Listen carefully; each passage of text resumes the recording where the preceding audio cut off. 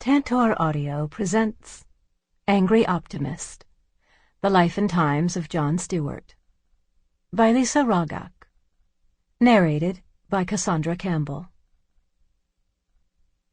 Introduction. Let's get something out of the way from the beginning. Jon Stewart is a bundle of walking contradictions.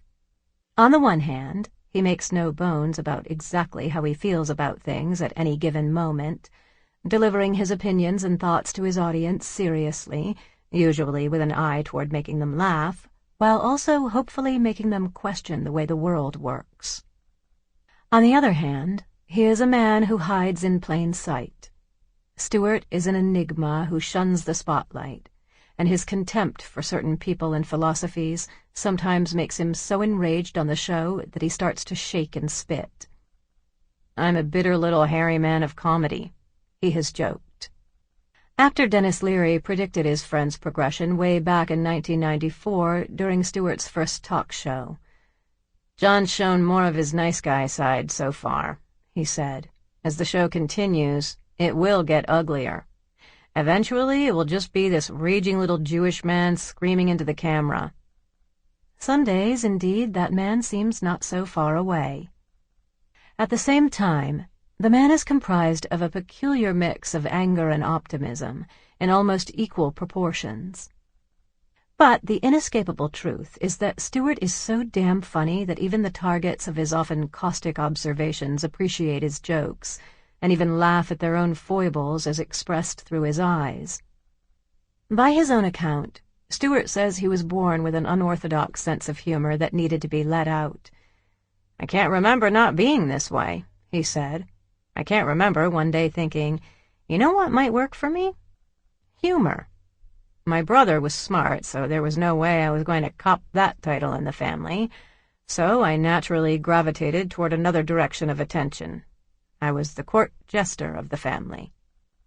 At the same time, his humor leans toward taking the side of the underdog.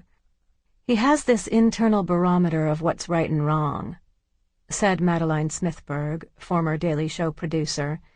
"He has a very sensitive justice meter. He's just way too smart for that little body. My comedy is about anything that when I was growing up made me feel different or disenfranchised in any way," he explained.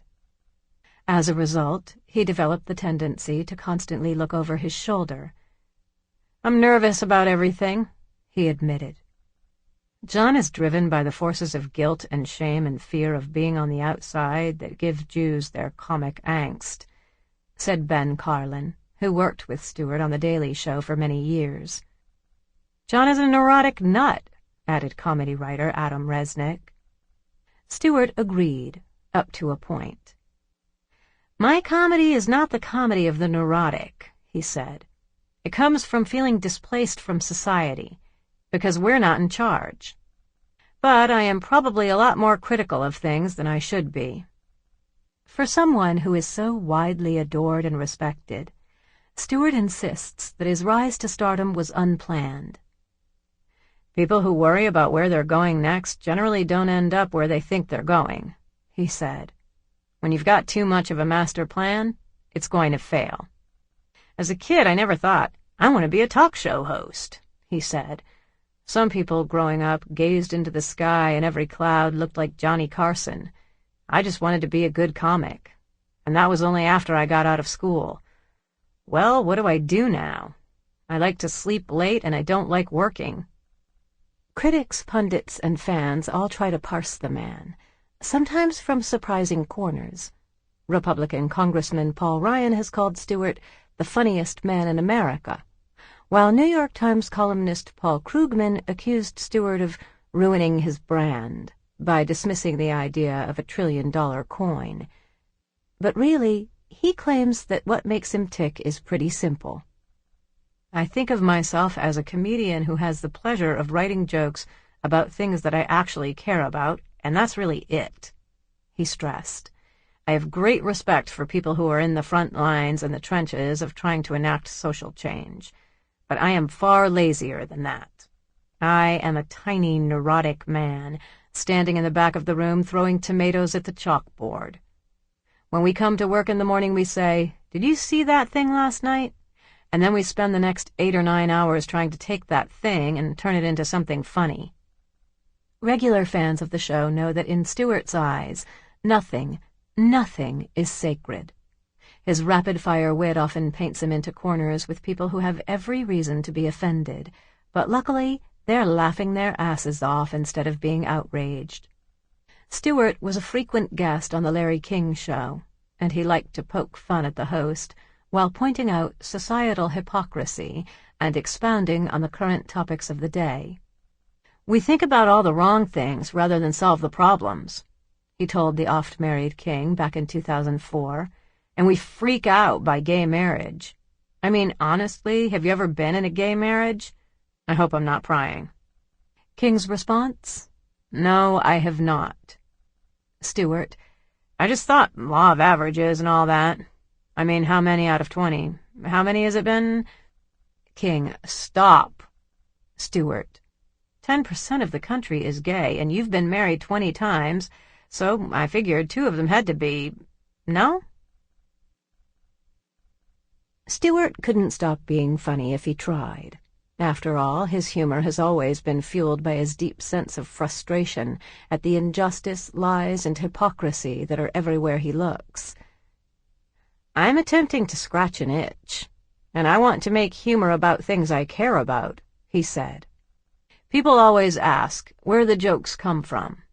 Really, they come from a place of pulling your hair out, seeing things that make you cringe, and wanting to turn that into something that will make you laugh." At the same time, he has no tolerance for self-analysis or a woe-is-me attitude, which is perfectly understandable since being constantly attuned to something you could feasibly turn into a quick laugh and ego boost can't help but turn your view outward, at least when you're in front of an audience. So, when Oprah put him on her couch in 2005 and promptly proceeded to start delving into the cause and effect of his life, he quickly waved away her probing questions. "If you looked at anybody's life, you could find the pain in it, and say that what they do is born of that pain," he patiently explained. But Oprah wasn't done. When she asked him if he was teased as a child, he'd had enough and shot back, "Who wasn't?" But he does admit that his childhood has unalterably shaped his life and sense of humor. "A part of me is probably still trapped in whatever emotional state I was in at 14 years old, when my nose and head were the same size they are now, but my body was half its weight," he said. "I think there's a part of you that's always stuck in that. And when you look in the mirror and you evaluate what you're doing, it's always fractionally coming from that perspective." While other comics with similar physical shortcomings may have woven an entire lifetime's worth of routines around their imperfections, Stewart differentiated himself by steering away from it. Sure, he'll allude to his height and ethnic background every so often, but it's clear he finds it tedious to dwell on them. After all, his is a very specific type of comedy. No pratfalls, no physical pranks. Stewart's brand of comedy emanates 100% from his brain. And he's certainly found the perfect forum sitting behind the Daily Show news desk. While he will occasionally rail against the iniquities of the world away from his Daily Show pulpit, for the most part he keeps a very low profile and is extremely private and protective of his personal life. Though he will occasionally indulge the paparazzi and allow them to snap a few pictures of himself and his family, photographers know that to camp out on his doorstep in Tribeca would pretty much be a huge waste of time, because once Stewart enters the building after a long day at the studio, he doesn't leave until it's time to head uptown again the next day for the painstaking pressure cooker process of putting the next show together. You'll rarely see him mentioned in the gossip columns or read about him partying at some glam black-tie gala. "I have 2 speeds in my life," he said, "pedaling 100 miles per hour uphill to try and stay up, or sitting at home on my couch with a glazed donut on my lap staring at a Knicks game. I need downtime to refill the reservoir. I don't have much of a life outside. It is all-consuming. "I should probably make my story interesting, but I got nothing," he said. "I'm trying to imagine Kitty Kelly in here saying, 'Let's do a book,' and she'd be in here for 5 minutes, and then she'd say, 'You know what? Screw this.'" This biographer will tell you that yes, it's been a challenge to research the man. Not only does Stewart keep a low profile whenever he's not toiling away at the Daily Show studios, but his friends and colleagues are equally close-mouthed about disclosing any quirks or stories about the man. But maybe that's why his audience respects him so much. Aside from the acerbic wit, the probing intelligence, and the eagerness to point out hypocrisy, because he's not out claiming space in the tabloids or striving to increase his visibility or clout score. They trust him. He doesn't much care about fame, and indeed he never set out with grandiose plans for recognition in mind. "My goal was always to be better than I was at the present time," he confessed. Yet, despite this laissez-faire attitude, Stewart's always had a backup plan. After all, ever since his father left the family when John was 10 years old, he's always felt like the rug was about to be yanked out from under him. In yet another exchange on Larry King's talk show, Stewart expressed mild outrage that anyone would consider him as someone who looks on the sunny side of the street. "I'm a Jew. What kind of question is that? Are you an optimist? I always have my bags packed. Is that optimistic? I never know when they're going to knock on my door and tell me to leave. There are very few countries that don't have at least one museum going, and this is when we chased you out. That's why we're all in comedy. We want to stay." But it's that same philosophy that has lent a certain degree of flexibility to Stewart's life. After all, while he worked his tail off for years to reach his current level of fame and stardom, his belief, warped though it may be, that it could all disappear tomorrow afforded him an outlook that was all too rare in an industry where many people automatically assumed they were destined to be stars. Of his early days in comedy, he said, "I had to make peace with the fact that if this works, great, and if it doesn't, I had to be okay with that too. You can't go into it thinking, if I do this and they take this away, what's going to happen to me? You have to know that you can always open an ice cream store." And while Stewart may jokingly dismiss any suggestion that he is an optimist at heart, he would never deny the fact that he is indeed at times a very angry man. Yet if he didn't wholeheartedly believe that he could bring about real change for the better in the government, the world, even his own neighborhood, he would have no reason or motivation to work as hard as he has to attract attention to the issues that are near and dear to his heart. And that is the definition of an optimist in any book.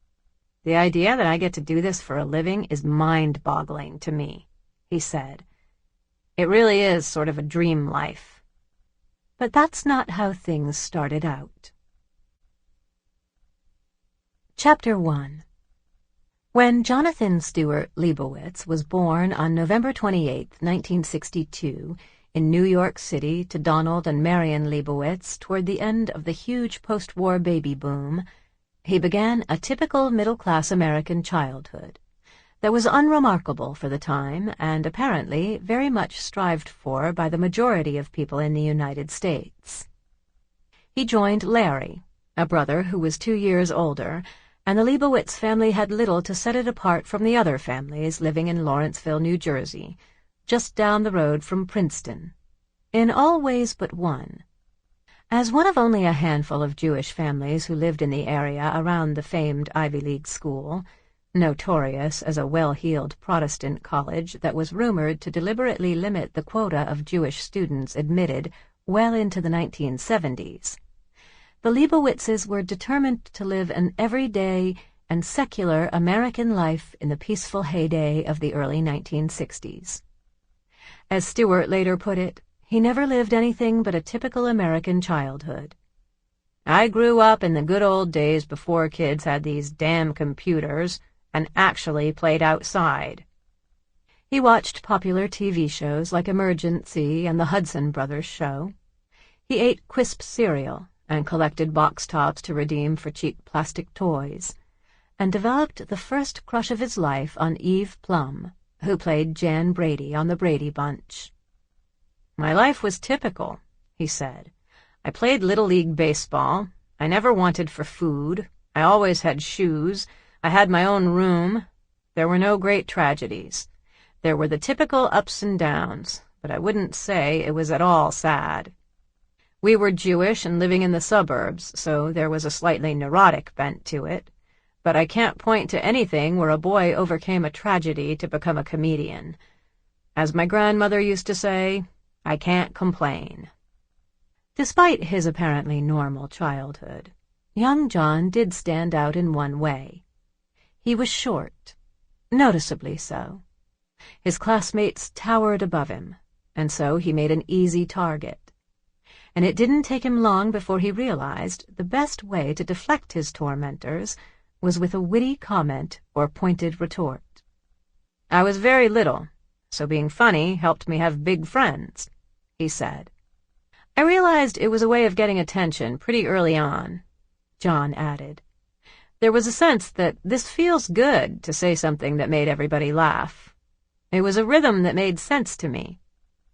Though the Leibowitzes belonged to a local synagogue, and Jon attended a yeshiva kindergarten before moving on to first grade at the local public school, neither parent was particularly interested in immersing themselves wholeheartedly in the Jewish faith.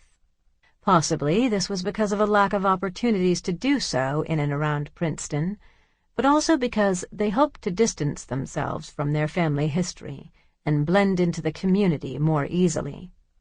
Donald's grandfather was ultra-Orthodox. He ran a shoe store on the Lower East Side of Manhattan and never failed to wear his religion on his sleeve.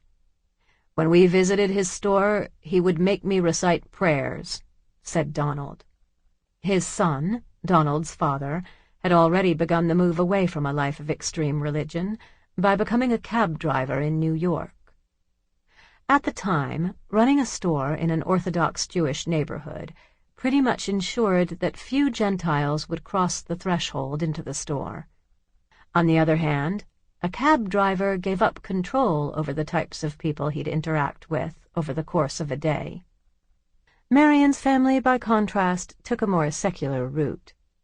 According to genealogist Megan Smoleniak, Marion's father, Nathan Laskin, was born in Inner Mongolia in 1906 and grew up in Tianjin, China, home to a tiny but thriving community of Jewish entrepreneurs and salesmen, many of whom built thriving businesses as furriers. Most of the settlers had defected from the Russian army after the Russo-Japanese War ended in 1905. According to Marion, Jon took after Nathan, her father, who had a wicked sense of humor and actually subsidized his salary as a fur salesman by moonlighting as a stand-up comic in China in the early part of the 20th century, and later immigrated to Seattle to help expand the business. Nathan helped run the Manchurian fur trading company before he decided to pull up roots and try his luck at business in the United States. After first landing in Seattle, he eventually moved with his wife, Fanny, and small daughter, Marion, to Cooper Street in Manhattan, where he continued working in the family fur business. In 1940, he pulled in the princely sum of $1,700 for the entire year. After Donald and Marion married in the late 1950s, they settled into life in Manhattan, where Marion worked as a school teacher and Donald worked at RCA Labs in Princeton, New Jersey. Shortly after their first son, Larry, was born in 1960, Don and Marion decided to move from New York City to New Jersey to reduce the commuting time to Don's job at RCA Labs. They moved into a house in Lawrenceville, the next town over, about 40 miles from Philadelphia. As was typical of the era of the man in the gray flannel suit, mothers held down the fort at home, while fathers spent long hours at the office, arriving home often too late to spend time with their children. And Donald was no exception.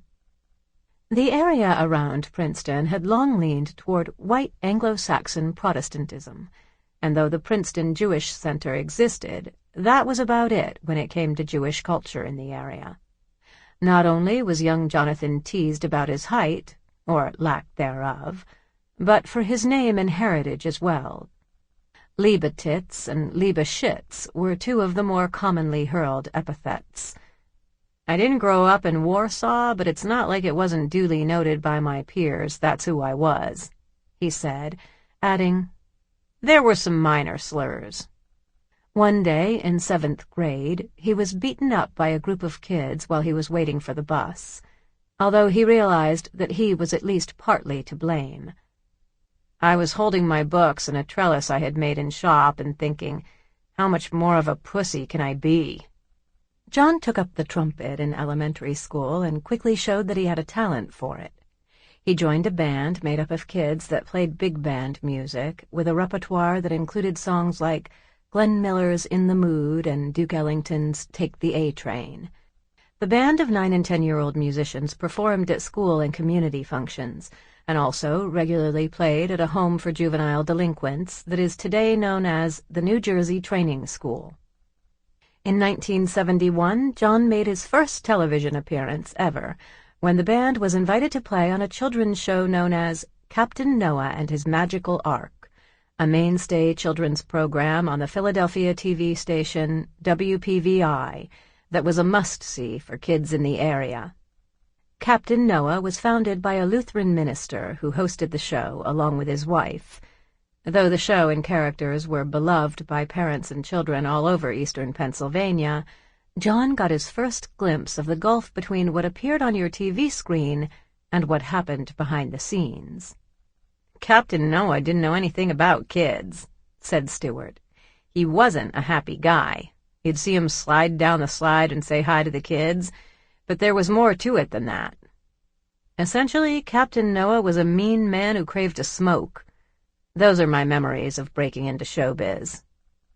Though in later years John would say he had a normal childhood and only learned to develop a keen, albeit thinly veiled barbed sense of humor because of his height-challenged stature, the truth is that while those may have been contributing factors, the thing that eventually set him on the path of becoming a comedic star was the direct result of a major tragedy of young John's life.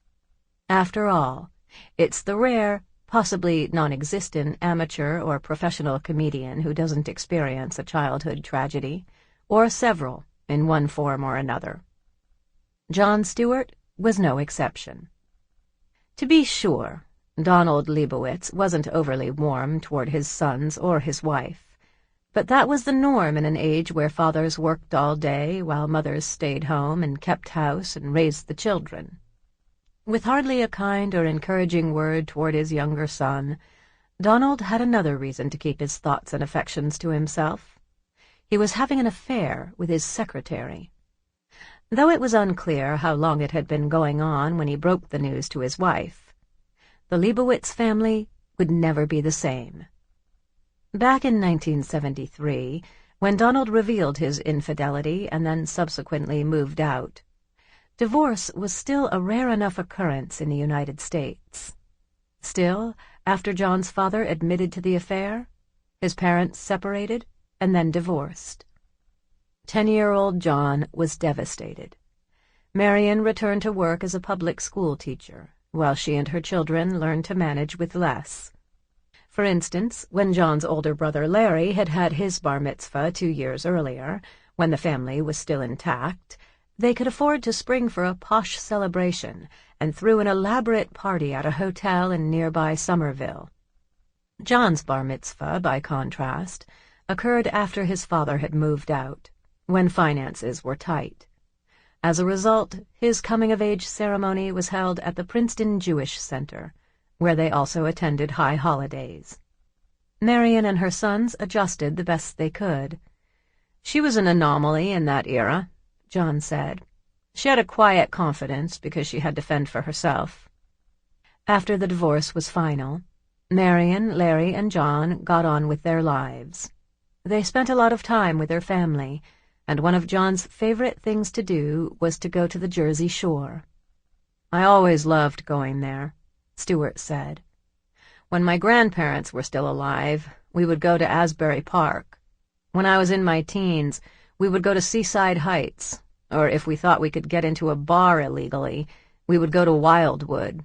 If it was a family thing, we would go to Long Beach Island. But despite the supportive extended family, Jon was often angry, though he tried his best to keep it under control. He was not only mad at his father, but at a number of things that were going on in the early to mid-1970s.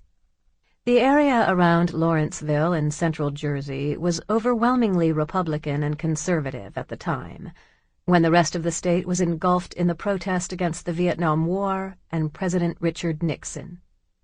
He grew up during Watergate and Vietnam, and was infused with a healthy skepticism toward official reports, he said. He also cut off all contact with his father, refusing to have anything to do with him. Jon's rage was only fueled by his prodigious reading habit, particularly science fiction novels by Kurt Vonnegut and Aldous Huxley. To avoid getting beaten up, he also worked on developing his sense of humor, in school and out, though he recognized that he had a lot of work to do. "No one has wit at 11. You're just obnoxious," he said. By watching and listening to others before coming out with a humorous response, Jon was not only building his own unique style of comedy, he was also in the process of realizing that his own poor view of himself was of his own making. "Those feelings of inadequacy were placed there by me," he admitted. "In my own head, I was a weirdo." But young Jon was a quick learner. In studying various people in order to formulate the funniest reply possible, he soon realized his strengths as well as his weaknesses. For one, it was hard not to feel like he was inadequate when compared to his brother Larry, who excelled in academics while Jon was an average student who specialized in wisecracks. "I remember being a young kid and seeing him have the Latin cup from Lawrenceville Prep School, and I just thought, wow. I'm never going to be good enough in Latin to get a cup," said Jon. "So I thought I'd better take another route to get attention, because, you know what? He's got me trumped on the smarts thing. I took my identity from wising off. Smart ass versus smart." But he didn't attend Lawrenceville Prep like his brother. Instead, he entered his freshman year at Lawrence High School in Lawrenceville. Other famous alumni at the public school would include Tom Cruise and Michael Eisner, trying not to get beaten up or bullied, while learning how his own world view could make people laugh. Though not all of his teachers would encourage his tendency to crack a joke or be class clown, others encouraged him. According to Larry Nickel, who taught Stewart English in his senior year, he'd always be saying something on the way out the door as the bell was ringing. Selma Lidowitz, another English teacher, also encouraged her young student. "Jon has said that she was the first who recognized that his humor was something that he could make a living at," said Deborah Frank, Lidowitz's daughter. Incidentally, they lived on the same street. "His joke was that for many years he thought that Jews had to live alphabetically. He always liked sports, and he managed to find one where his small stature wouldn't put him at a disadvantage. He joined the varsity soccer team. The players practiced in all kinds of weather at the fields of nearby Mercer County Community College. It would be 20 degrees out and the ground would be frozen solid, and we would be out there running around like idiots," he said, adding that working-class Lawrenceville was more of a soccer town due to the high percentage of immigrant families in town, mostly Italian and Polish. In upper-class Princeton, kids gravitated more toward football. "I began my sports career as a way out of the suburbs," he admitted. "The best way to describe my ability was to say that after the game the other kids would say to me, 'Way to try!'" Stewart and a friend from up the street spent hours practicing their moves every night, sometimes until midnight. "I spent hours just kicking a ball against a wall, doing anything that would help me get better," he said. "It's always been a part of my personality to be very dogged when I'm unsuccessful." Though he loved soccer and was pretty good at it, he actually made the all-state team as an honorable mention, Jon was happiest when pursuing a number of different interests, rather than focusing on just one. Sample complete. Ready to continue?